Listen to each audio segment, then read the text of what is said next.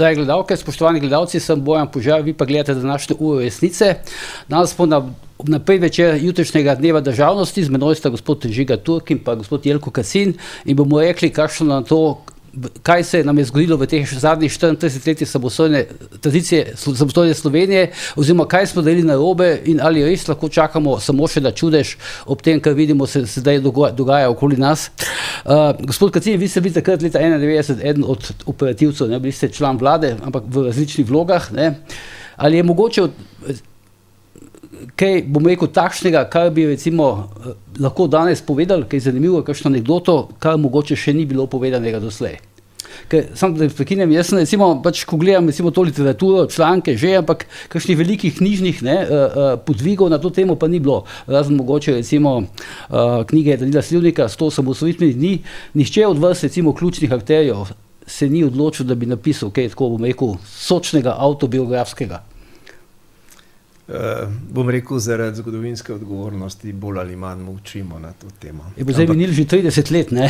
Ampak tisto, kar bi recimo lahko bil odziv na to vaše vprašanje, bi bilo spoznanje, da ne glede na visoko zmago strank tedanjega Demosa, Demos ni imel na voljo kadrov za prevzem vseh teh funkcij. Res je, da je bila ta vlada ogromna, 27 resorjev je bilo, mislim, 27 članov skupaj s 3 podpredsedniki in tako naprej, ampak bili so resorji, ki so ostajali nezasedeni in ni bilo mogoče sestaviti vlade drugače, kot da se je, jaz to temu pravim, pogledalo čez planke, pogledati izven svojih ideoloških okvirov, ki so bili takrat zelo trdni.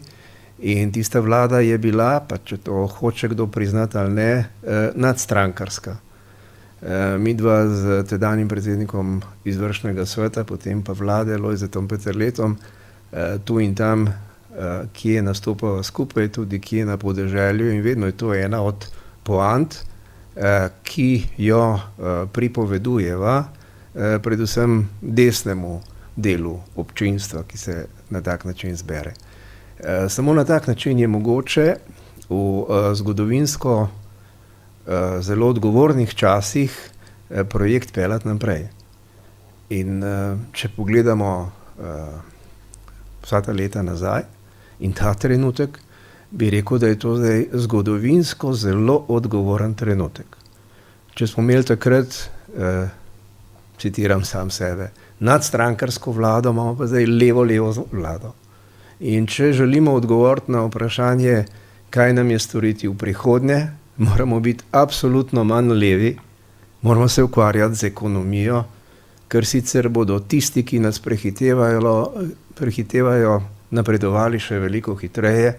In mene pri vseh teh programih zanimajo samo gospodarski programi, kaj katera stranka predlaga v davčni politiki, v izboljšanju okolja, v debirokratizaciji. To je tisto, kar nas vleče nazaj, kar nas je vrglo nazaj. Predvsem pa nikoli v tistih časih ni bilo nikogar, ki bi govoril, da bo z bajoneti kulake nagnal v morje ali kamorkoli že. To je zdaj čisto normalno govorjenje. In takega narativa enostavno se jaz bojim. To je recept za to, da ostanemo na zadnjem mestu med vsemi tistimi, ki smo šli v tranzicijo hkrati skupaj in mi prepričani, da smo daleč najboljši. Zdaj, se vračujem, gospod Turk, ampak še eno podvprašanje bi vam postavil v tej zvezi, da nam ne uide. A ste mogoče recimo takrat pričakovali, da bo Demosova vlada dlje časa vladala, da bo dlje časa obstala recimo na oblasti, ne vem, desno-sredinska vlada? V povezavi s tistim vprašanjem, zakaj ni knjige. Vedno, ko so zgodovinski časi, je treba kdaj se ugrizniti tudi v jezik. Zato o vseh teh stvareh ljudje ne pripovedujejo. Ne? Ključno je, kaj smo skupaj dosegli, ne kaj nismo dosegli. In tega razmisleka o tem, da se moramo potruditi in da je treba stvar peljati naprej, ni bilo. Torej, mi smo potem padli v tisto sfero. ustavite desnico in podobne zadeve, to ne pelje pač nikamor. To je preseženo, to je ideološka zaplankanost. Dogajalo se je pač isto kot tam leta 1946, ko so naenkrat iz komunistov postali turbokomunisti in so najbolj glasni, najbolj podivjani dobili oblast v svoje roke. In potem smo imeli to, kar še danes ne moremo sanirati, in civilizacijsko zaostajamo, ker pač svojih mrtvih po 80 letih konca druge svetovne vojne nismo sposobni dostojno pokopati. Torej, to je civilizacijsko vprašanje. Vprašanje pravice do groba. In da se tukaj en župan pači in afna in ne dovoli, da bi na tem pokopališču pokopali mrtve, je nedostojno. Poslušajte, to je protiustavno. In levica nori od veselja, drugi partnerji pa iz ne vem kakšnih razlogov mučijo. To je enostavno nedostojno in nesprejemljivo.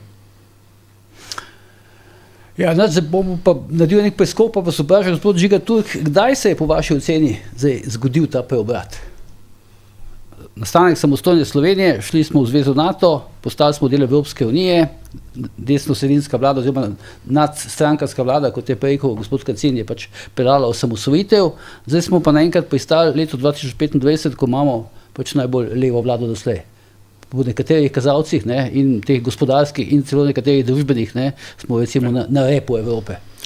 Jaz mislim, da ni bilo to... Spomnim se vaših besed, ki ste jih napisali na X-u, ne, da zakaj se slovenski državljani razbujajo, ker ne bi imeli na Hrvaškem previsoke cene kave in podobno. V resnici gre za to, da imamo Slovenci manjšo kupno moč, pa si več tega ne moramo privoščiti, kar smo si pred leti še recimo lahko, ne. Ja, jaz mislim, da ni bil en trenutek, en dogodek, ki bi obrnil stvari na glavo. Bilo je, se mi zdi, nekaj napak in potem nek splošen trend razvoja v napačno smer. Jaz sem bil v času, ko sem gledal gospoda Kacina po televiziji, ko sem občudoval vse te osamosvojitelje politike. Pravzaprav zaradi spoštovanja do njih sem se tudi v nekem trenutku sam v politiko vključil, oziroma da bi videl, kako to od znotraj deluje. V tistem času smo imeli, kako bi rekel, borbeni amaterji oziroma tisti, ki smo kibicirali, razmišljali o politiki, se veselili uspehov in seveda se žalostili neuspehov. Tak občutek se mi zdi, no, da je bil v Sloveniji, da komunisti oziroma levica nikoli več ne bo dobila toliko, kot je dobila na zadnjih volitvah. Torej na tistih prvih demokratičnih volitvah. Takrat je dobila največ, ne? Zgodilo se je pa natančno obratno, ne? Nikoli več niso dobili tako malo, kot so dobili takrat, ne? In se mi zdi prva taka napaka, torej takrat občutek je bil, da so se mečkano potuhnili, da so majhno stopili nazaj, da niso bili čisto prepričani, na kakšen način bodo preveslali skozi to spremembo. Prva napaka, mislim, da je bilo rušenje Peterletove vlade, ki, če bi se že zgodilo, bi moralo ostati znotraj Demosa, ne? Tako so pa na koncu šli po glasove k torej mladincem oziroma Zvezi socialistične mladine. Druga zamujena priložnost se mi zdi, da je bila, da si Pahor ni upal iti z Janševo vlado po volitvah leta 2008.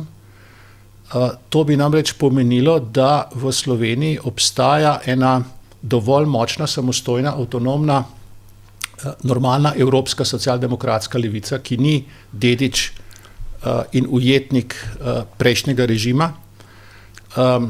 Ne, tudi če bi neko letnico moral najti, od kdaj naprej se stvari vrtijo v napačno smer, od kdaj naprej se stvari ne premikajo več v pravo smer, bi to postavil v letu 2008. Do takrat smo mi na papirju nekatere stvari postavljali tako, kot je treba. Na papirju imamo tržno gospodarstvo, na papirju imamo pravno državo, na papirju imamo demokracijo.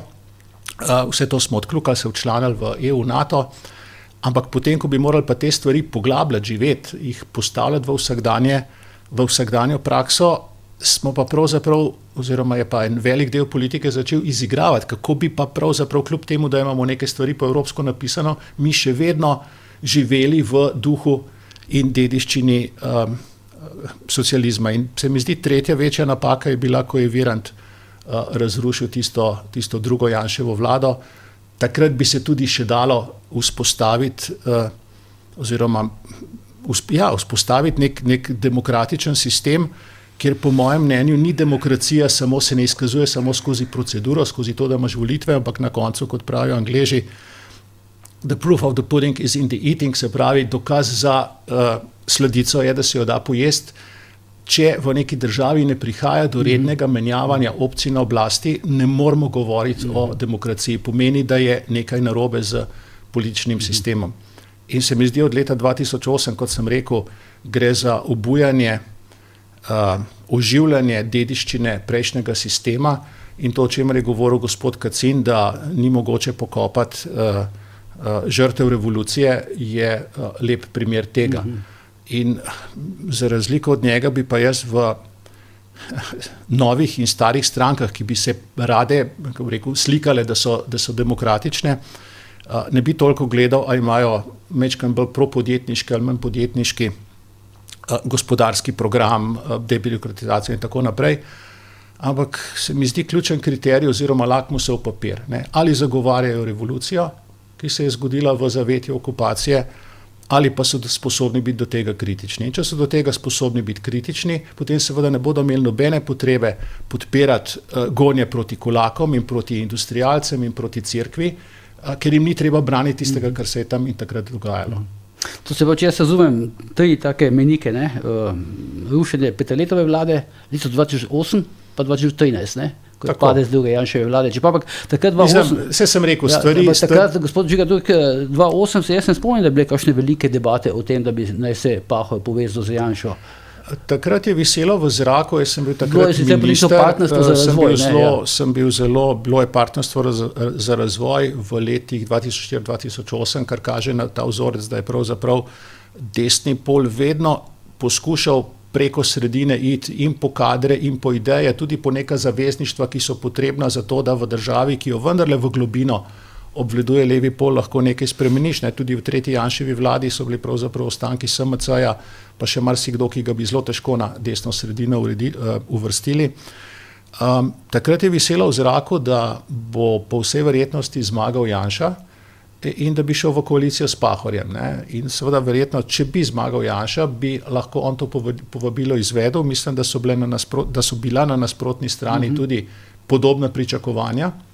Ampak potem, ko Janša ni zmagal, ko je zmagal Pahor, si pa ni upal iti v neko veliko koalicijo, ki bi bila, po mojem mnenju, za Slovenijo zdravilna ravno z vidika tega, da bi ta globoka nasprotja, ki se vlečejo od revolucije naprej,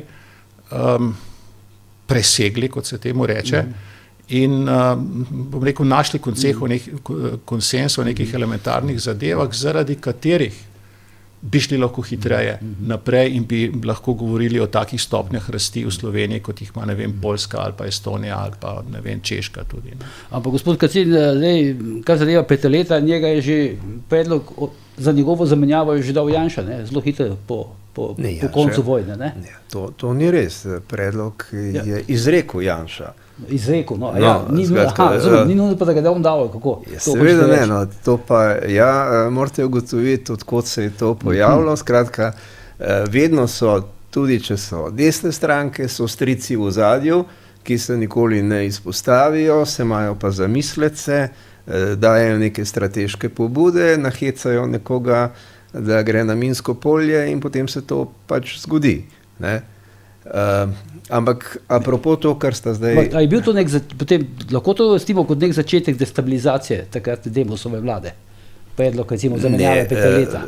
Torej, zdaj ne gre za Demosovo vlado. Demos znotraj sebe je bil tako raznolik, ne? Tam je bilo tudi en kup, kaj ne rečem, ljudi, ki so bili spreobrnjenci, pa jim je potem vse, kar je bilo za njihov okus preveč desno, jih je iritiralo in so začeli potem se ukvarjati, kako pravzaprav desnico ustaviti. In to je postal njihov strateški, kako bi rekel, projekt, mantra, vse tako. Jaz mislim, da v tistem času je bilo to tudi zelo tvegano početje. Meni se to zdelo takrat neodgovorno početje, kajti JLA se še ni umaknila. JLA je šla iz Slovenije šele oktobra. Ne? in tudi na tisto mednarodno priznanje smo čakali še časa. Ne. Torej, ZDA so nas priznale aprila, v Združene narode smo šli še kasneje. Torej, vsaj 1 leto bi morali, kako bi rekel, zdržati za to, da bi lahko še kaj več naredili, in če bi zdržali 1 leto, bi se potem tudi, po mojem mnenju, bili prisiljeni znotraj Demosa veliko bolj pogovarjati in se slišati. To pa preprosto ni šlo. Se pravi, znotraj Demosa je bilo veliko ljudi, ki nikoli niso mogli pogledati čez. Ne. Recimo Vitomir Groš še danes trdi, da je bila napaka podpis dogovora na Brionih, to nacionalna izdaja, ne. Ampak to je en ekstrem. Takrat je bila pač ura resnice in ta priložnost se potem ni pokazala nikoli več. Ne. In Demos bi lahko še kaj postoril, zlasti v tem zorenju, ne, in ozaveščanju, da biti del Zahodne Evrope pomeni tudi preseči to socialistično navlako. Veste, se spomnim, sem delal izpit na FDV-ju in vprašanje, ki sem ga dobil pri angleščini, so bile samoupravne interesne skupnosti. Self-management communities of interest. Pri angleščini? V angleščini, ja. In jaz sem to zadevo se potrudil, razložil in profesor je rekla, dobro si povedal, ne, prav, mene si prepričal, ampak veš, uni zunaj, to noben ne razume. To je samo za nas. Ne. V tem je ta problem, ne, ki ga mi imamo. Mi se pač nismo odrekli revolucije, ker naša revolucija je bila pozitivna in še vedno ne bi bila pozitivna. Ne.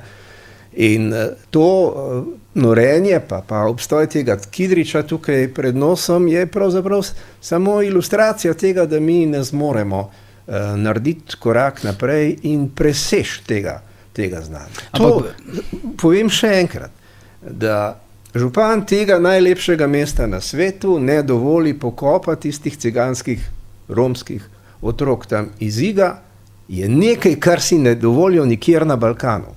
Nikjer, pri nas pa. Ampak zdaj, gospod Kacin, no pa gospod Turk, zakaj recimo pa tega vprašanja ni recimo razrešila nikoli desna vlada? To vprašanje se zdaj večkrat postavi, tudi berem ga ves čas na socialnih omrežjih, recimo pokopa naprimer, ne? Kaj ne bi pravzaprav desna vlada razrešila? Torej, umaknila Kidriča, naprimer. Gospod Kacin je omenil Kidriča. Zakaj recimo, ne vem, vi ste bili, trovni minister ste bili, ne? Ja, super minister, ne? Ja. Zakaj niste recimo takrat umaknili Kidriča? Prvič smo imeli ogromno drugega dela, ker nam je trojka in vse ostale finančne stvari kaplale oziroma dihale za ovratnik. Drugič, spred bi bilo treba verjetno nek poseben zakon, s katerimi bi to železnino oziroma ta bron odstranili. In tretjič, jaz se sprašujem, ali bi mi takrat v vladi imeli potrebno večino za to. Ste imeli vladno koalicijo, ne? Imeli smo vladno koalicijo, kjer pa to ni bilo del koalicijske pogodbe, v kateri so bile stranke, v katere so bile, kako bi rekel, tako na pol pogojno, torej niso bile desno-sredinske, niti Desus, niti Virantova lista, nista bila partnerja, na katere bi se ti lahko zanesel, da bodo šli v take ideološke spore. Nasprotno, mantra, bom rekel, vseh teh sopotnikov vedno je bila, ampak ideoloških tem pa ne bomo odpirali. In 30 let neodpiranja ideoloških tem nas privede do tega, da smo mi pravzaprav naredili popolno rehabilitacijo ideoloških tem, kot da smo v 70 letih prejšnjega stoletja. Mi imamo minister, ki hodijo na Čebine, in tega župana, ki ne dovoli tega pokopa. Imamo vlado, ki je ukinjala praznik spomina na to, imamo vlado, ki je ukinjala muzej osamosvojitve, tako da se mi zdi, od leta 2008 do danes smo mi, bom rekel, en cel krog nazaj naredili v, bom rekel, prejšnje stanje. To, kar poslušamo zdaj, je vse omejeno na naše domače dvorišče. Jaz sem ves čas prepričan, da bi v primeru, če bi Slovenija leta 1997 bila v Madridu povabljena v NATO, tako kot so bile nekatere druge države, kot naprimer Poljska, Madžarska in Češka, če bi bili mi v tem paketu zraven, potem bi v vsem tem času lažje odpravili to ideološko navlako. Potem bi razumeli, kaj je to Višegrajska četverica in bi bili zraven v tem paketu. Če bi bilo temu tako, bi od leta 1997 do leta 2008, ko je nastopila ta huda finančna kriza, tudi velik del privatizacije že opravili. Tako nas je pa ta finančna kriza dobila sredi tega procesa privatizacije, ko so se podjetja odplačevala in ko se enkrat ustavil tisti finančni tok, se je vse sesulo. Mi smo takrat izgubili en lep del GDP-ja in tiste prednosti, ki smo jo imeli pred tem. Tisti, ki so privatizacijo upravili predčasno, a la Poljska, ne, so vedno našli notranjo energijo in zagon, zato da so rastli. Njihovi trgi so tudi večji. Mi pa smo bili ves čas prepričani, da smo daleč najboljši. In skupaj z NATO gre tudi odnos do revolucije in do vseh teh ideoloških indoktrinacij, ki smo jih bili mi deležni v vsem tem času. Povem drugo ilustracijo.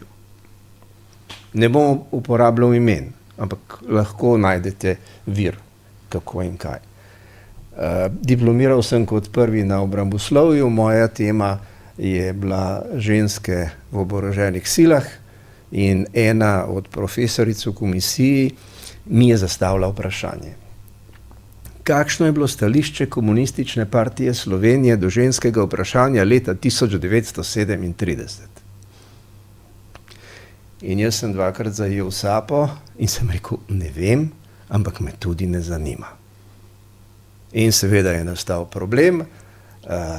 Predsednik komisije me je vprašal, zakaj sem pač to rekel, zakaj sem dal tak odgovor, ker če ne bi gladko dobil 10, pa sem rekel, za mojo dušo mi je odleglo. A veste, na tak način pač dobiš potem gospo, ki hodi na Čebine in še vedno podoživlja vse to, kar se je dogajalo, ki vrača spomenike nazaj, namesto da bi se usmerili v prihodnost. Koliko se, s kakšno številko ste potem pa diplomirali, s kakšno oceno? Ne vem več, mislim, da sem imel oceno 8. No. 7-8, ja. Gospod Kacin, pravite NATO, a imate vi mogoče tudi ta občutek, ker človek ga dobi včasih, da nekako Slovenci, kljub temu, da smo postali člani Zveze NATO, nekako nismo zapopadli, nekako tega NATO. Kolikor se mi zdi, da nismo čisto zapopadli slovenske vojske kot naše vojske. In zdaj, če bi bilo recimo kakšno referendum v NATO, bi bilo vprašanje, kako bi se iztekli. Glede, naš problem je pač v tem, da ves čas poveličujemo NOB. Da se razumemo. Jaz prihajam iz družine, kjer je bil moj oče partizan, stric je bil partizan, vsi so bili na tej strani. Predtem je bil moj oče mobiliziran v nemško vojsko, ker smo pač Gorenci, oziroma šolali, usposabljali so jih v Štrasburu, v teh vojašnicah tujske legije in potem so jih poslali na rusko fronto. Ampak on se je prej obrnil in je prišel nazaj, pobegnil, čeprav se čez Karavanke ni več moglo iti, ampak njegova kalkulacija je bila jasna. Če že moram pasti, je bolje, da padem doma kot pa v Rusiji. In tako so mnogi ravnali in potem je bila edina opcija, če si pobegnil z nemške vojske, da si šel v partizane. Jaz vse to razumem, ampak veste, ko imamo mi še vedno te zgodbe, kako naj rečem, zmaga mrtvega bataljona na Jelovici. Jaz to kot otrok nisem mogel prebaviti in sem spraševal in maltretiral svoje učitelje. Tako kot zdaj bom preskočil, pa bom rekel, mi smo zdaj postali sestavni del Evropske vesoljske agencije in kaj je slogan? Slovenija majhna na zemlji, velika v vesolju. Ma nemoj. Mi bi reševali cel svet pa i šire. To je naš problem. Ko se enostavno znamo prizemljiti, ugotoviti, kje so naši limiti in temu primerno ravnati. In da se vrnem na vaše vprašanje. Zavezništvo je kolektivna obramba. Rama obrami. To zdaj ni imeti 3 patrone več ali pa 3 patrone manj. Braniš se kolektivno zato, da smo vsi skupaj, pod enim poveljstvom, zato, ker nas je več, kot smo v času COVID-a rekli, skupaj zmoremo več in bolje. To je bistvo. Pri nas pa nikoli ne razmišljamo o tem, kaj je skupaj. Razen, če smo neuvrščeni. Ker neuvrščenih z nami je milijarda. Tako je približno filozofija. In to nas tepe že celo življenje. Ne? Čeprav zdaj ne vem, no, ali še obstajajo neuvrščeni? Po potovanjih zunanje ministrice dobivamo občutek, da obstajajo, ker hodi po samih teh neuvrščenih državah, kot da bi spet sestavljala neko gibanje. Ne? Niti ne hodi toliko po BRICS. Ona je imela veliko povedati o tem, kako nas je vlada, v kateri je bil gospod Kacin, umaknila, zadnja vlada, nas je umaknila stran od držav jedrne Evrope, zdaj pa delamo pobude skupaj z Madagaskarjem, Gvatemalo in podobno. Jaz se jo spomnim pred Bundestagom, pred parlamentom stoji in govori, kolegi so zgroženi, solirani. Dogovorjeno je bilo, da grejo skupaj množično evropski voditelji podpreti Kijev, pa so drug za drugim odpovedovali. Zdaj bom bizaren, mogoče kjer ga kakšna žena ni pustila ali kaj takega, drugi so imeli težave v koaliciji ali kakorkoli. Na koncu so šli samo 3. In pa ste vsi 3 so bili iz novih demokracij, iz Poljske, iz Češke, iz Slovenije. Zahod se je držal ob strani. Tako kot moram reči, da leta 1991 nas nobena država na tem svetu ni podpirala v naših prizadevanjih za samostojnost. Prav nobena. Vsi so gledali v Moskvo, v razpad Sovjetske zveze, vsi so se spraševali, kaj bo z jedrskim orožjem, komu bo to prišlo v roke in Bog ne daj, da bi Sovjetska zveza razpadla. Pa je, kljub temu, na precej miren način. Ampak mi smo bili kolateralna škoda.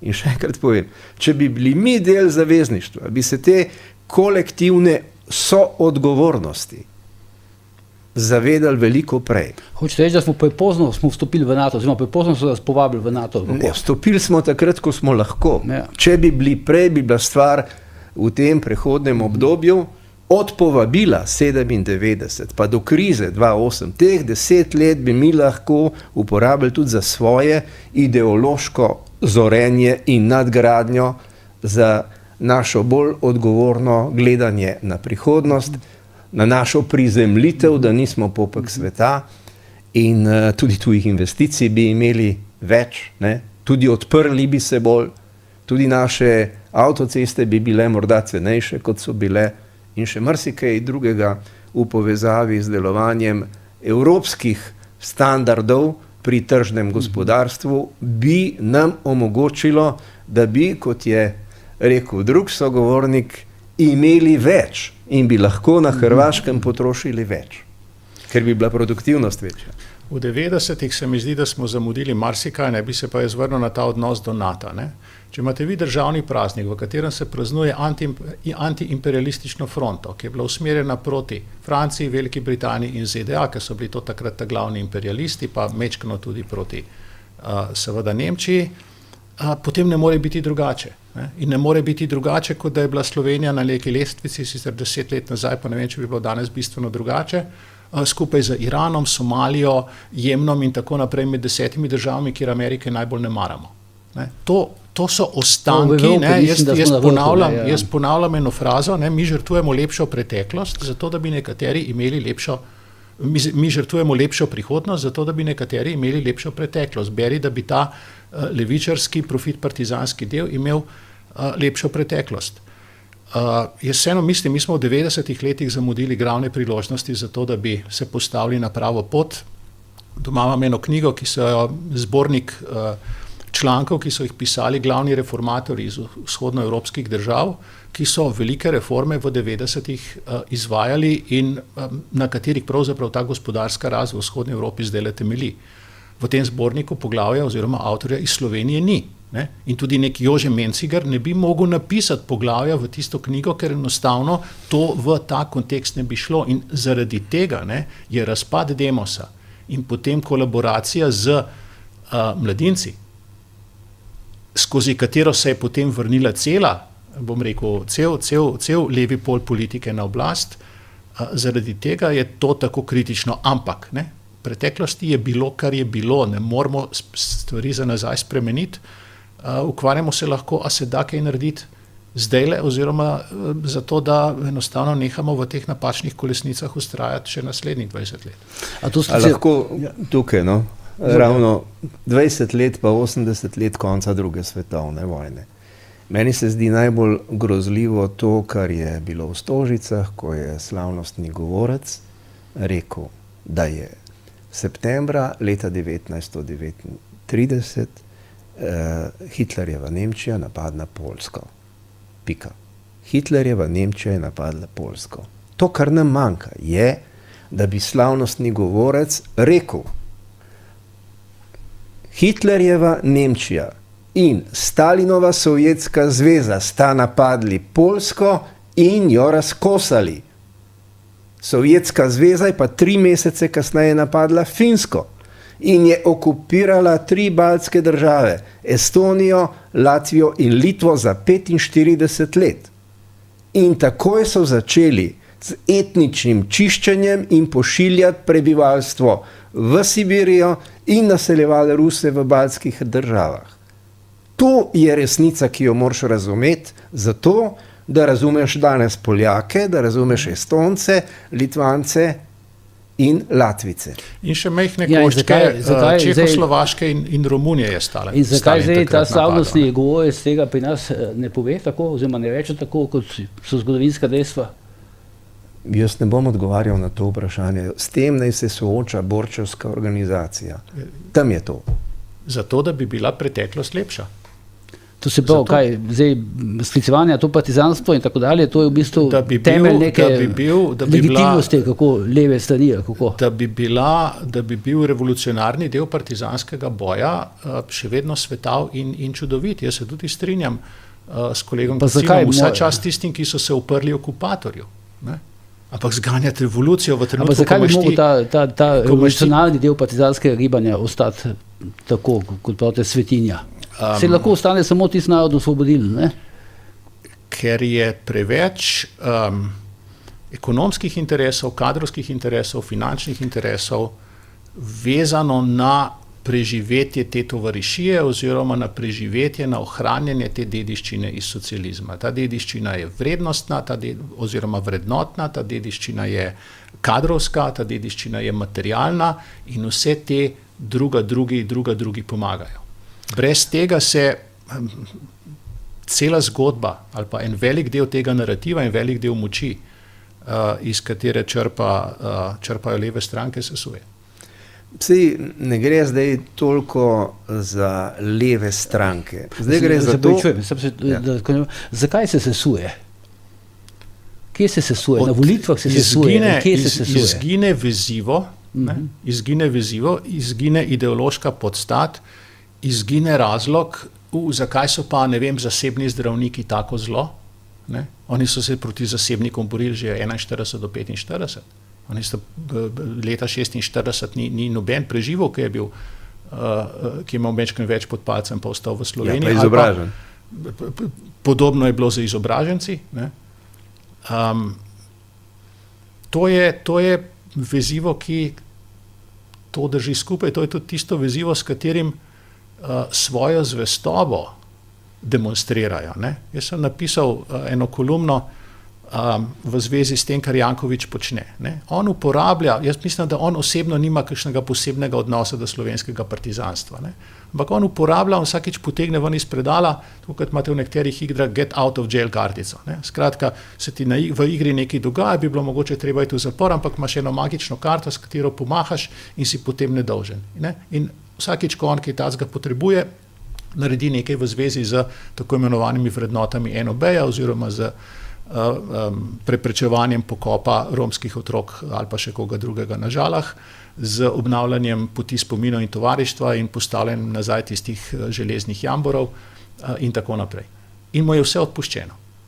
Ne? Tako da veliko se citira ena njegova izjava, ne, ko je rekel, ja, jaz sem proti Janši in zato mi je vse odpuščeno. Ne, to na enem nivoju, na pragmatičnem nivoju je to, na tistem, rekel, vrednostnem, političnem, ideološkem so pa to rdeče zvezde.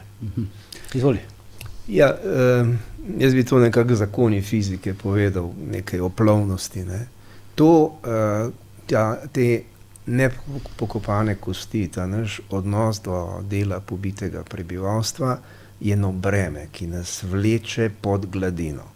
In enostavno mi ne moramo plavati na istem nivoju kot vse te države, ki so že zdavnaj razčistile te svoje zgodbe, kajti pri vseh njih je revolucija, ki se je zgodila, bila uvožena iz Sovjetske zveze, iz Rusije. Ko so se oni razbremenili tega ruskega pokrova, so zadihali.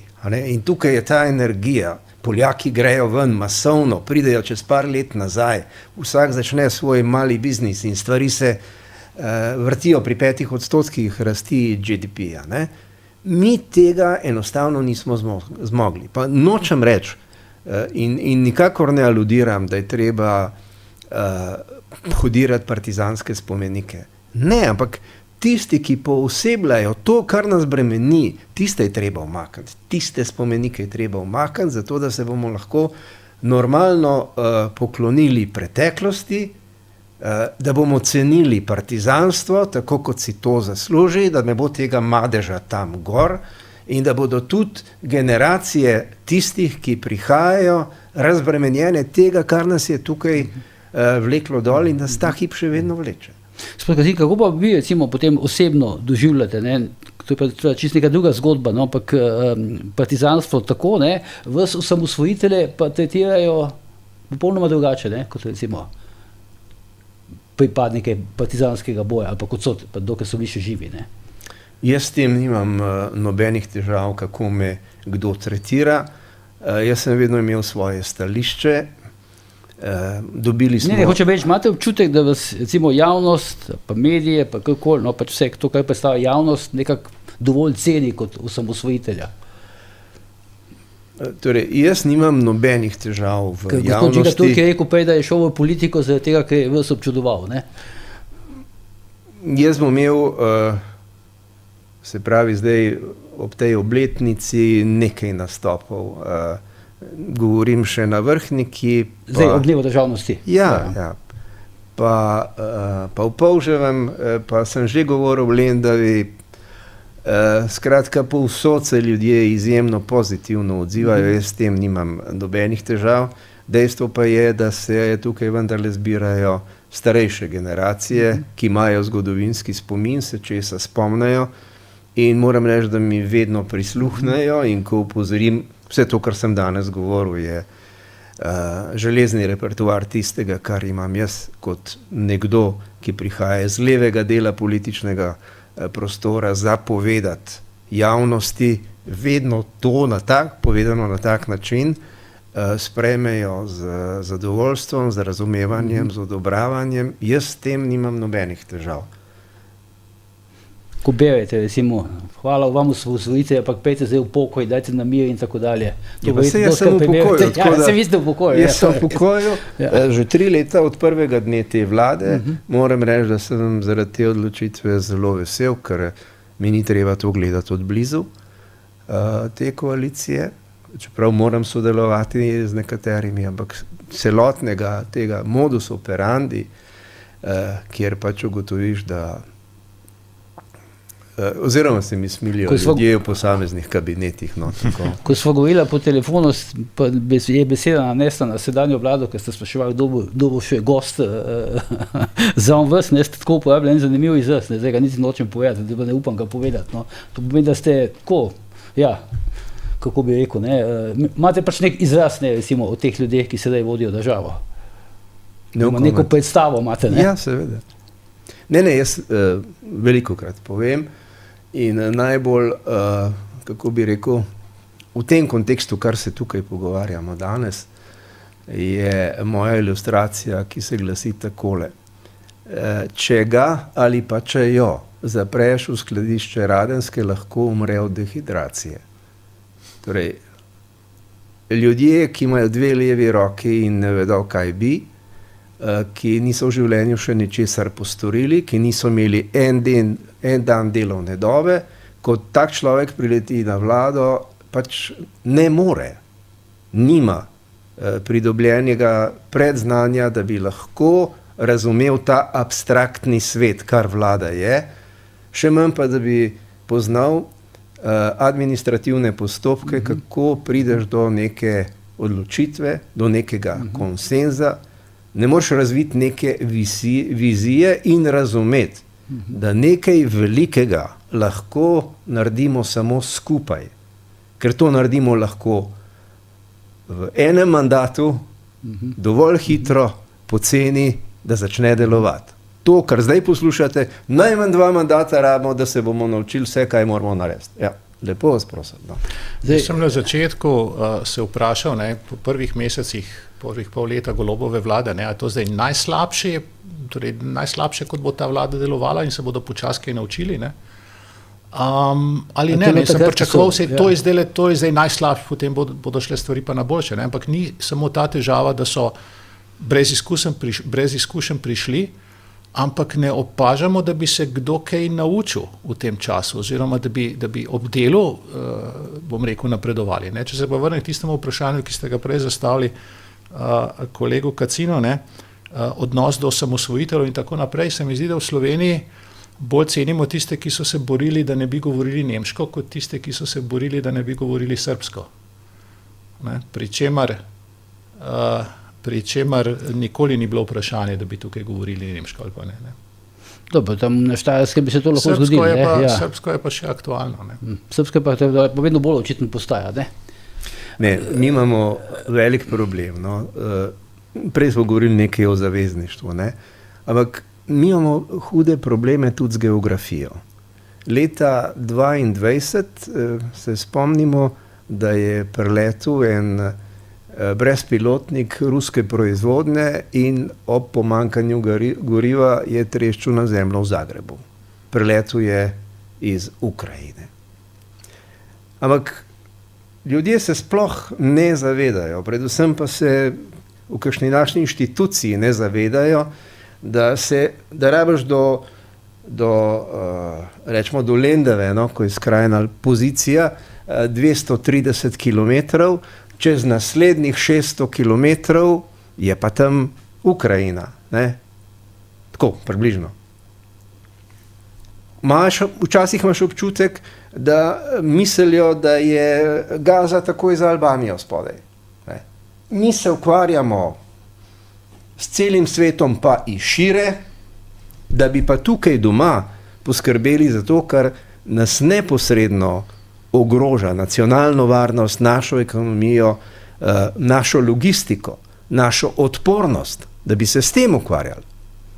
To pa ne. Tudi zdaj, ko poslušamo vlado, kaj je danes poročila, kako bo prišla do teh 5%. Razrez so naredili. Za patrone bomo dali 2%. Tako približno to pa gre. Na koncu pa še ostaje, potem, čez nekaj časa bomo pa videli sploh, če bomo še kaj dejali. Mislim, gledajte, bizarnosti vam bom zdaj pripovedoval. Jaz sem se v življenju naučil, da je najdražje orožje tisto, ki ga nimaš. Mi smo imeli, tedne smo šteli, koliko jih imamo še, da bomo lahko nabavili zadostno količino orožja, da bodo tisti, ki bodo mobilizirani, kar imeli vzeti v roke. Ne? Jaz sem potem v sredini 90-ih let, ko smo se izvili iz embarga na izvoz orožja vse države naslednice nekdanje Jugoslavije, vendarle naročil težko orožje. Mislim, vlada je kupila, no, ampak jaz sem podpisal, sem bil tudi interpeliran za to in tako naprej. Ampak še danes je tistih 18 izraelskih havbic edino močno daljnosežno orožje z dosegom 42 km, ki ga imamo. Od takrat do danes nismo kupili nič. Od tistih vaših famoznih havbic, kako? Ja. Pazite, koliko je minilo od takrat? Od leta 1995. Gospod Žiga Turk, zakaj recimo isti ljudje pa nas, ki se sklicujejo na partizanski boj, zdaj pa na upor proti okupatorju in tako dalje, zdaj recimo v isti sapi zahtevajo, da praktično Ukrajina položi orožje in se preda Putinu v imenu miru? Ne vem, to so ljudje, ki prihajajo iz tistih logov oziroma iz tiste tradicije, ki se je skupaj s Stalinom bojevala med drugo svetovno vojno. Ta partizanski boj, to ni bila samo Titova slika na stenah, to sta bila Tito pa Stalin na stenah do leta 1948, vse povsod. V večjih enotah so bili ruski oficiri, ki so pomagali stvari voditi. In zdaj v Putinu, kaj vidijo Stalina ali kako? Vidijo to, kako bi rekel, navezanost na vzhod, na Rusijo, na slovansko Rusijo, na deželo, v kateri veljajo pravzaprav do neke mere podobna pravila, kako se dela posel, kdo pride na položaj, kjer ena politična opcija približno enako obvladuje kot v Sloveniji medije, sodišča in tako naprej. Sicer volitve imajo, bom rekel, še bolj predvidljive, kot so v Sloveniji, ampak spet ne dosti bolj. Moram pa reči, da ne bi mogli pa tega na celotno levico posploševati. Se mi zdi, da je na levi ostalo nekaj ljudi, ki pa so domoljubni, ki so patrioti, ki so trdno na strani tudi Ukrajine. In se mi zdi, ena od slabih stvari, ki se nam je zgodila v zadnjih letih, pa mogoče od leta 2004 naprej ali pa 2008 tudi, izginila je, rekel, normalna proevropska, liberalna, socialno-demokratska levica. Tisto, kar je bil Janez Drnovšek, ko danes nazaj gledamo, se sploh ni bilo tako slabo v primerjavi z to levico, ki je danes. Ali pa tisto, kar posebej Borut Pahor, tega pravzaprav ni, te moči več ni. Vse se je zapakiralo nekje na skrajni profit partizanski rob, oziroma je ta novi razred se tjale pospravil.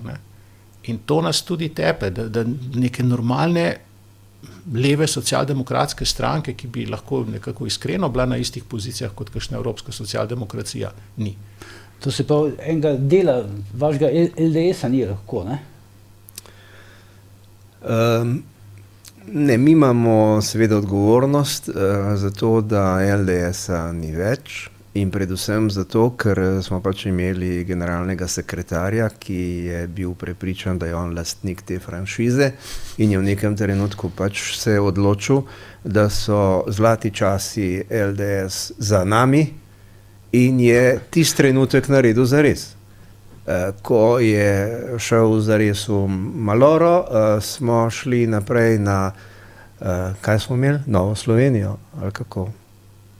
Ne vem, če smo, Novo Slovenijo smo potem dobili kako? Hecam se, no. Te franšize so šle naprej.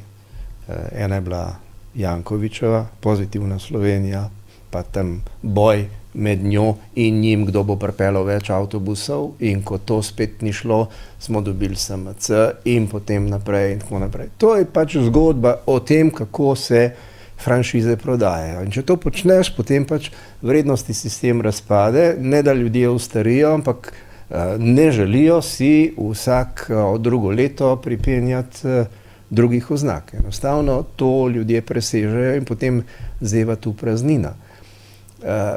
In seveda je res, da se taka stranko strašno pogreša, ker ta bi lahko ozaveščala in nekatere stvari dopovedala. Slovencem in Slovenkam in drugim prebivalcem Slovenije je treba dopovedati, kaj je Putin izjavil 2-3 dni nazaj, da sta ruski narod in ukrajinski narod eno in isto.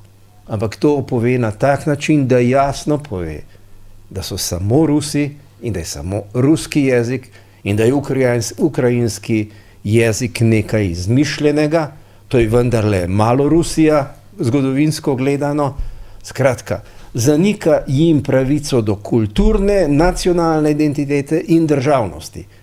In potem se Slovenci čudijo, zakaj Finska vstopi v NATO, zakaj Švedska vstopi v NATO, zakaj vsi trije Balti in Poljaki počno vse, kar je v njihovi moči. Oni so se prvi odločili za 5%, ni bilo treba nobene spodbude iz ZDA. Oni so vedeli, da se morajo braniti. 3. člen Washingtonske pogodbe, s katerim je ustanovljena zveza NATO, pravi, vsaka država se mora sama biti sposobna braniti. Šele ko je napadena, takrat kolektivno vsi drugi pokrijemo. In tega Slovenija nikoli ni razumela in tega ne razume ne predsednik vlade in ne zunanja ministrica. In še kdo drug tudi ne. Tisti Ščebin pa sploh ne. No, pa tudi nek povprečen novinar tega ne razume, pa nek povprečen učitelj v osnovni šoli, pa nek povprečen gimnazijski učitelj zgodovine. Ne. Imamo cela klima v tej državi je taka, da to vrstno razmišljanje perpetuira. Ne. Saj, če bi Golobu politično neslo, da bi podpiral NATO, ne, se ga bi. Ne, ampak mu politično ne nese. Ker tukaj dihamo tak zrak. Ampak Golob jim obljublja, ne, odstotke. Tako da nekaj mal mu nese očitno, ne? Ko gre na sestanek Zveze NATO. Ko gre v tujino in v tujini se mi zdi, da govori približno take stvari, kot jih tam od njega pričakujejo slišati. Ob tem se mi zdi, da tišči fige v žepu in te fige potem vzame ven, ko pride v Slovenijo in ima tukaj tiskovno konferenco po možnosti skupaj z Čebinarji, z Levico. Ne, predsednik vlade Golob je najbolj osamljen predsednik vlade v Evropski uniji, pa i šire. Ker tudi neuvrščenih ni več. Osamljen? Ja. Govorim o tem, kdo se je pripravljen pripeljati v Ljubljano in ga obiskati. Nihče ne pride več sem. Mi smo danes približno tako kot Severna Koreja ali pa Albanija pred 60 leti. Nihče ne pride sem. Kako gledate, recimo, meni se to zdaj že tako na nek način, zdaj, ko smo že pri Golobu, to se mi zdi resno kot nek politični fenomen, ta doza teh njegovih laži, ne? Ki daleč prekaša neke običajne te laži politikov, ki jih pač izrečejo v teh raznih volilnih kampanjah in podobno, ne? Se vsi včasih pač malo zlažemo, ampak to, kar počne Golob, je pa domala neverjetno, ne? In kljub temu bo še vedno, sodeč po teh anketah javnega mnenja, določeno, oziroma kar veliko število ljudi verjame. Ja, ampak kako bi temu rekel? To že meji, ne, veste, to že meji tako na neko patologijo, ne, to ni več, kako bi rekel, čisto normalno, ne. Prvič meni deluje, da on vsemu temu sam verjame, ne, iz tega vidika, kako bi rekel, izpade bolj verodostojen. In drugi večji problem je, he gets away with it. Torej, nihče iz teh glavnih medijev, iz teh depolitiziranih medijev, ne, ljudem ne pove, da je to laž. Oni ga lepo uslužno citirajo, ne? Ljudje to površno berejo, vmes si pogledajo še kakšen TikTok video, kjer on kaj simpatičnega pove ali pa kaj simpatičnega poje, in je to za nekega povprečnega slovenskega volivca dovolj. Tako da laž je takrat laž, ko dovolj ljudi pove, da to ni res, ko se to sliši, da to ni res. Ko pa vsi to jemljajo za zdravo, za gotovo. Ne? In očitno v tem levem delu političnega prostora do zdaj niso našli zamenjave, niso našli alternative in ga zato šparajo. Nihče si pa zelo ne jemlje k srcu, kako že, jaz pa razumem teh njegovih laži. Jaz sem razumel, da se bomo spominjali časov nastanka države in da se bomo pogovarjali o prihodnosti. In gospod Golob ni prihodnost, tako da jaz predlagam, da zamenjamo temo. Ja, dobro, zdaj enkrat, če jaz to malo vodim, pa tako dalje. Ja, sem sam dal predlog. Ja, se strinjam, ja, pa čeprav ni to čisto tako, kot zdaj ugotavlja gospod Kacin, ne. Predvsem ima Golob še leto dni vladanja, ne, in zdaj tudi neke dokaj realne možnosti, da ostane še prihodnost 4 leta, ne. Ali vi ne vidite tako? Jaz sem bil vedno realist, lahko sem bil kdaj tudi naiven optimist, ampak jaz mislim, da ima Slovenija pred sabo boljšo, svetlejšo in slavno prihodnost brez Goloba. Dobro, pa preskočimo naprej, gremo na prihodnost. Že pa eno kratko vprašanje, ampak zdaj vas pa gremo res takoj na prihodnost. Kako gledate na to jugonostalgijo, ki je tako se razplamtela pri nas? Ki se kaže povsod, od estrade, kot smo do politike, srpskega sveta, poslov z temi tajkuni, Vučićevi in vse. Tako na vseh možnih porah se to dogaja.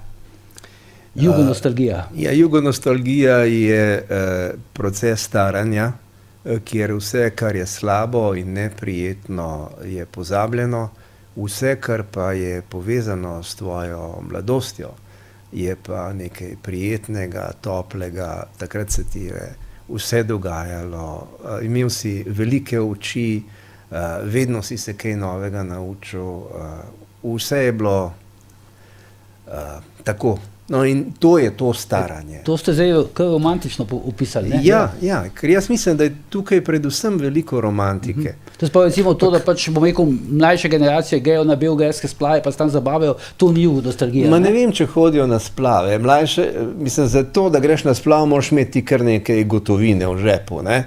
Moraš imeti sponzorje, da ti to omogočijo, moraš imeti, kako bi rekel, starše, ki to financirajo, morajo biti res dobro finančno podprti za kaj takega. To, da greš pa na nek koncert tja, ali pa da si privoščiš udeležbo na koncertu v Sloveniji, ko te skupine pridejo sem gor, to pa je nekaj. Odkrivanje nečesa, kar ta mlada generacija ni vedela. No, jaz sem vedno hvaležen, lani sem imel 50. obletnico mature, ne, da so nas v 3. letniku vozili po celi Jugoslaviji, pa da sem jaz v času doseganja moje polnoletnosti vedel, kaj je to Stobi, pa da sem videl hidrocentralo Mao Tse-tung na oni strani albanske meje v Makedoniji.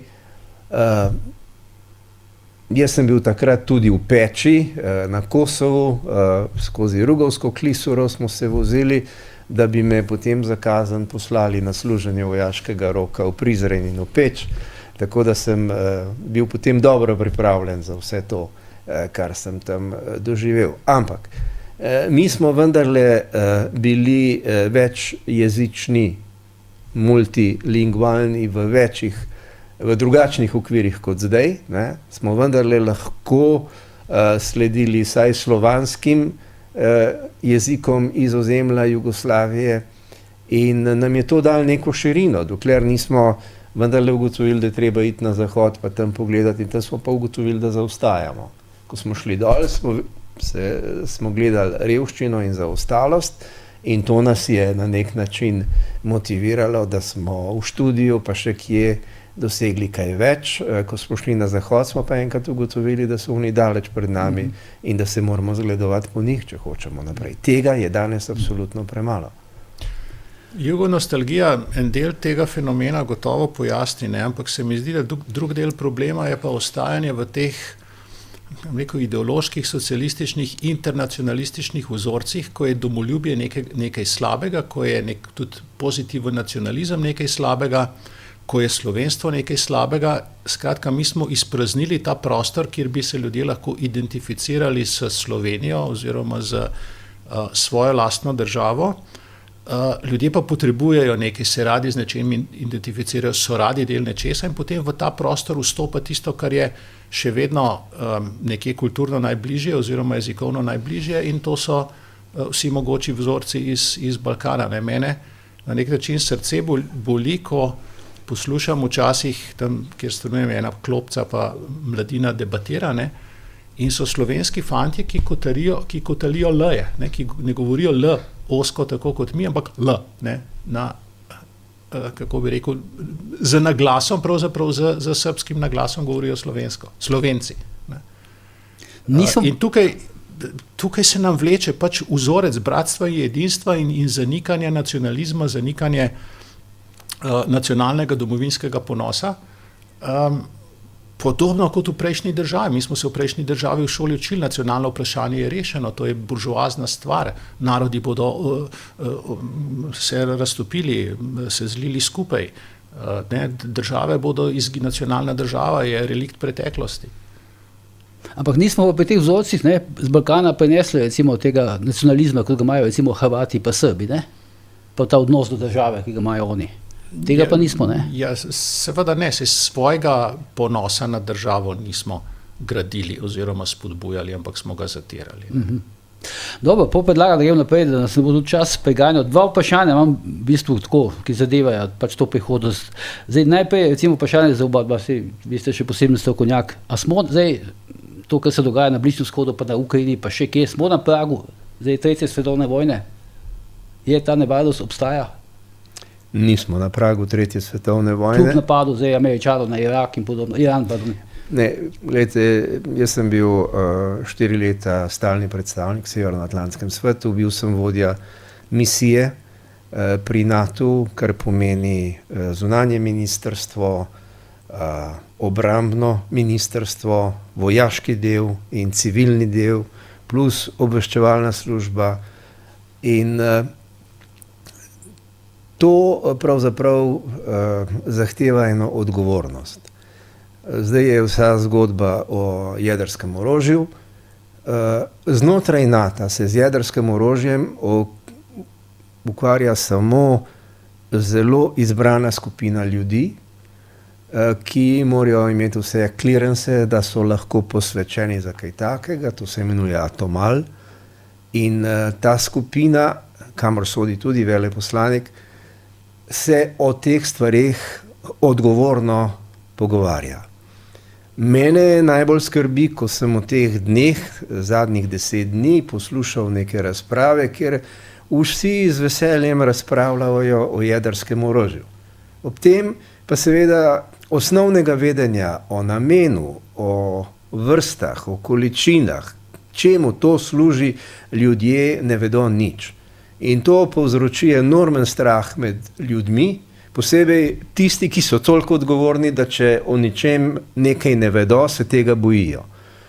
To je zgodba, ki jo vedno znova lansira Putin, ki je prepričan, da zahodna evropska javna mnenja, javnost ne zdrži pritiska jedrskega orožja in da se takoj začne odpor proti vladajočim koalicijam, želi povzročiti krizo v vladah teh držav, želi razbiti evropsko enotnost in Medvedova ima za to, da ravno to ves čas počenja. Torej, jedrsko orožje je seveda v svojem izhodišču pravzaprav namenjeno odvračanja vojne. Države, ki imajo jedrsko orožje, se počutijo varne. Francija ima vedno eno jedrsko podmornico na poziciji globoko v vodi in lahko vedno odgovori. Ni važno, je tam 18 raket, koliko glav ima ta raketa, ampak to je dejstvo. In nihče pri zdravi pameti kjerkoli na svetu ne tvega, da bi karkoli strelil proti Franciji. In zato si mnoge države želijo pridobiti tako orožje. Problem pa seveda je, da so ponekod režimi, za katere ne veš kako in kaj. In zdaj sem vrnil na Ukrajino. Ukrajina je vrnila vse jedrske glave, uničila je vse bombnike, ki so bili sposobni za nošenje jedrskega orožja. Vrnila je Rusiji vse rakete in dobila je jamstvo, da se ji nič ne bo zgodilo zaradi tega. Če bi Ukrajina danes imela jedrsko orožje, Putin na njo ne bi šel. Amen. Tako je to.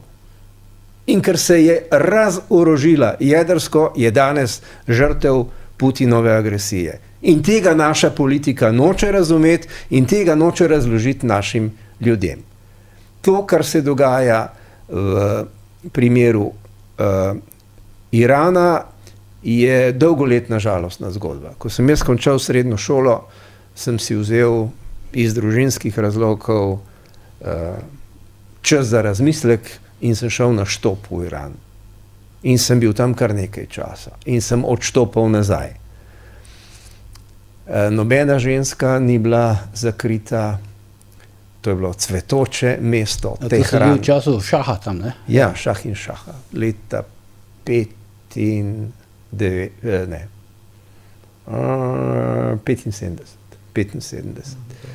Skratka, po Makadamu smo se vozili čez Turčijo.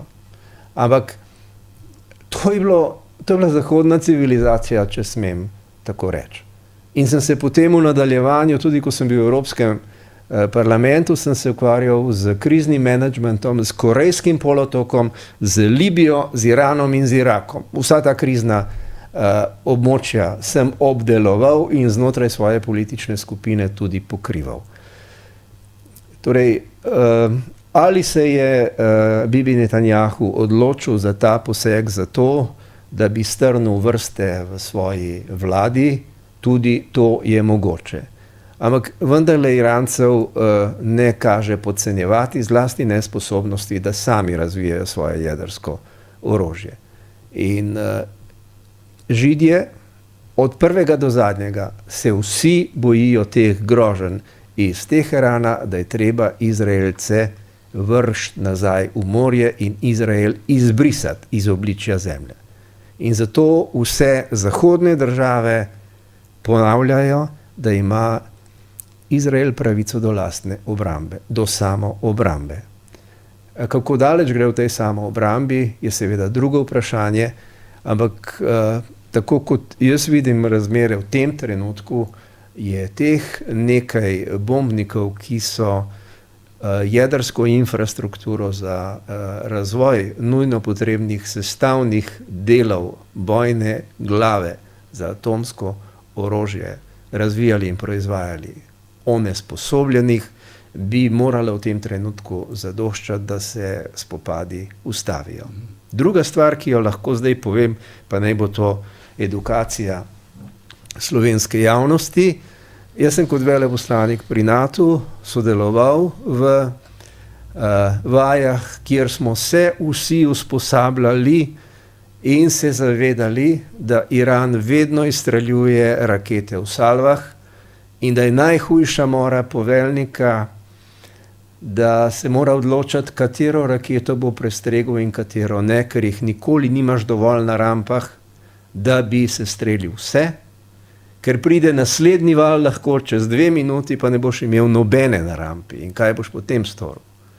In zato se je Zahod odločil in je postavil svoj protiraketni ščit. Prvi del protiraketnega ščita imamo v Romuniji, drugi del smo postavili v Poljskem, zato da pokrivamo vse, kar prileti iz vzhoda ali pa, če hočete, severovzhoda. Mi Evropo branimo. To je zavezništvo. Ampak tega nihče ne razloži naši javnosti. Ker tega ni dovolj. Morajo ves čas biti navzoče tudi ameriške vojaške ladje, raketni rušilci, ki so v vzhodnem Sredozemlju ob Turčiji. V času, ko so Hutijevci najbolj napadali ladje v Rdečem morju, sta šla 2 rušilca dol in so Američani poslali 2 druge gor. So bili 4 stalno na poziciji. V Sredozemlju so 4, v tem trenutku jih je bilo 6. Ampak tudi to vidite, da ne zadošča, ker je v tem trenutku zaloga raket še relativno velika. Kdaj jo bojo zmanjšali, da tako rečem, ne vem, ampak kar se tega tiče, bi jaz rad tudi danes pomiril javnost, da stvar ni tako huda, da nismo na robu 3. svetovne vojne in da smo mi del Zahoda. Če nas Zahod brani, potem se mi naučimo razmišljati na zahoden način in najprej rešimo vprašanje Ukrajine, njene varnosti, njene stabilnosti in našega prispevka k temu. Če bomo tam zraven soudeleženi, bomo soodgovorni in bomo znali tudi domači javnosti povedati, zakaj je naša zgodovinska odgovornost, da smo del rešitve in del kolektivne obrambe. Zdaj, gospod Kacin je bil malo daljši, ampak je bil edukativ in pomirjajoč na koncu. Ne? Ampak vseeno, gospod Žiga, tudi, zdaj, ta ameriški napad na Iran, pa to, kar se dogaja zdaj tam v Palestini, pa Izraelom, a ni to tako nek trg civilizacij vseeno? To je trg civilizacij že dolgo časa, tudi to, kar se dogaja v Ukrajini, je trg civilizacij. Med zahodno in pravoslavno bi temu Huntington rekel. Stvar je med trgi civilizacij ali pa med tektonskimi ploščami zelo podobna. Sem ne toliko kot kolegi, ampak mečkam se spoznal na potresno inženirstvo in kako ta seizmika deluje. In te stvari delujejo tako, da se te plošče rinejo druga proti drugi, napetosti se povečujejo in dolgo časa je pravzaprav mir, nič se nikamor ne premakne, vsake toliko časa pa mora priti do nekega potresa oziroma se morajo te napetosti sprostiti, se mora ustvariti neko novo ravnotežje in se mi zdi, da to zdaj gledamo. Kakšno to novo ravnotežje bo, kako se bo vzpostavilo, je pa seveda odvisno od zavzetosti oziroma pripravljenosti vseh udeležencev, koliko so pripravljeni pri tem sodelovati oziroma koliko so se pripravljeni angažirati. Američani so zdaj dali zelo močen signal, da so pripravljeni, da Trump ni pravzaprav oseba, ki se pa boji poslati bombnike v akcijo oziroma ki pa za nobeno ceno ne želi nobene vojne, kot se mi zdi, so mu včasih pripovedovali. Jasna je tudi ameriška strategija, da morajo del teh obrambnih kapacitet, predvsem za proizvodnjo orožja, streliva, kritične vojaške opreme, da morajo to vrniti v ZDA, da ne morajo biti odvisni od uvoza posameznih komponent iz Kitajske. Evropa je pa tukaj velika neznanka, ne? To bo kolega Kacin boljše povedal, ampak mi smo pa pravzaprav zamenjali nek banner, ki je tamle v Bruslu na komisiji, kjer je vsakič neka nova parola, prej je bila parola zeleno, zdaj pa parola obramba, ali pa resno mi mislimo ali pa ne, se pa ne ve. Na koncu pa v vojnah v bistvu zmaguje industrija, zmaguje to, ali si ti sposoben naštancati dovolj granat ali pa ne, in to je sramotno, da mi nismo sposobni Ukrajincev, ki so se pripravljeni boriti, ki so pripravljeni umirati, ne, da jih nismo sposobni vrhunsko za najboljšo mogočo opremo oborožiti, da bi bili zaščiteni, da bi bilo tam žrtev čim manj, da bi bili učinkoviti v boju proti Rusiji, ampak se tukaj zdaj nekaj pogajamo in slovenska vlada že razmišlja, kako bo okrog prinesla NATO in Evropsko unijo v zvezi s temi 5%. Ne.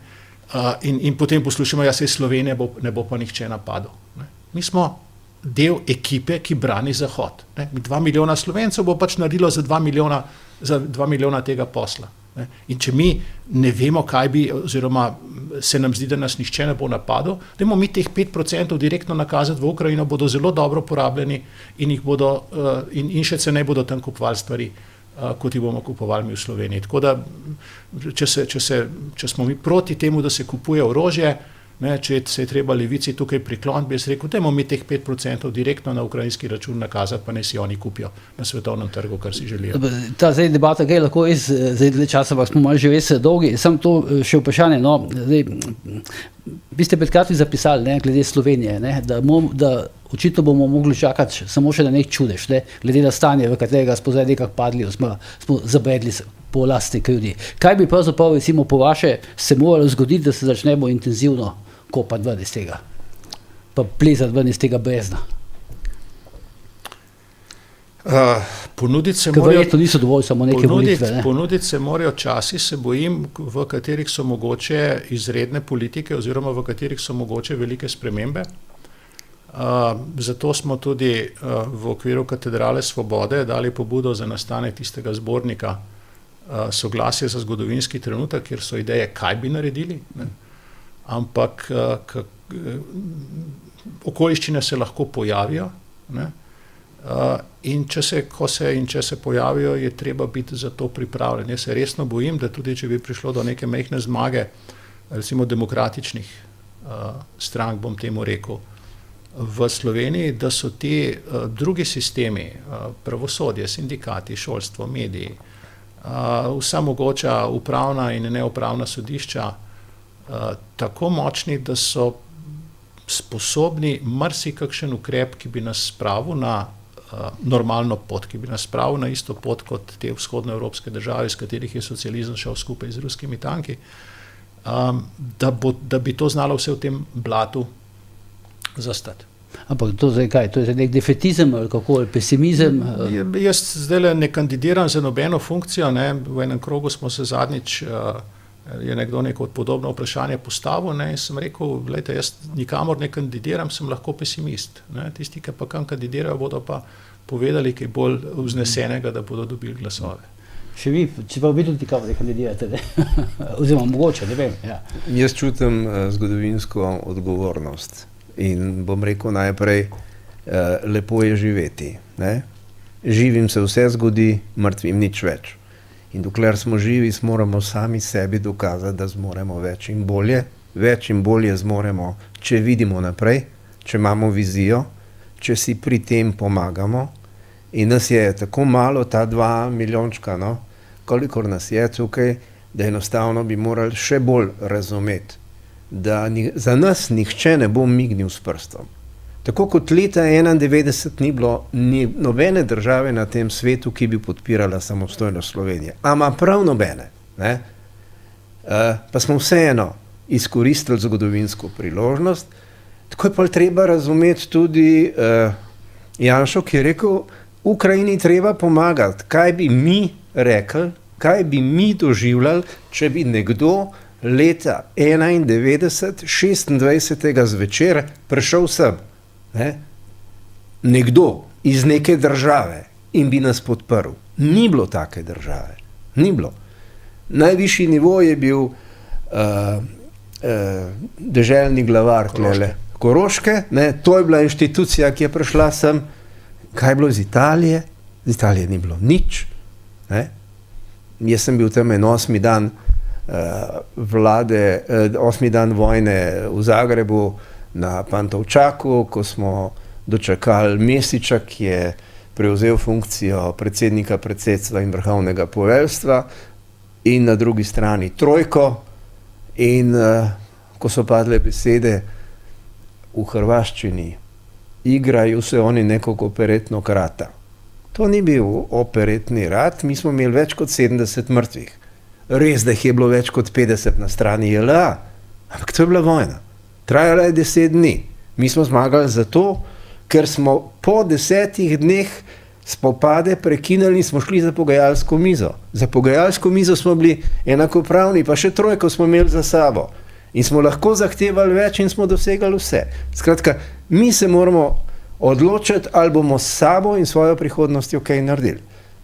Jaz lahko to pripovedujem, se mi zdi, da to ljudem vendarle da misliti in da je treba ljudi motivirati, da sami sebi dokažejo, da zmorejo več. Dobro.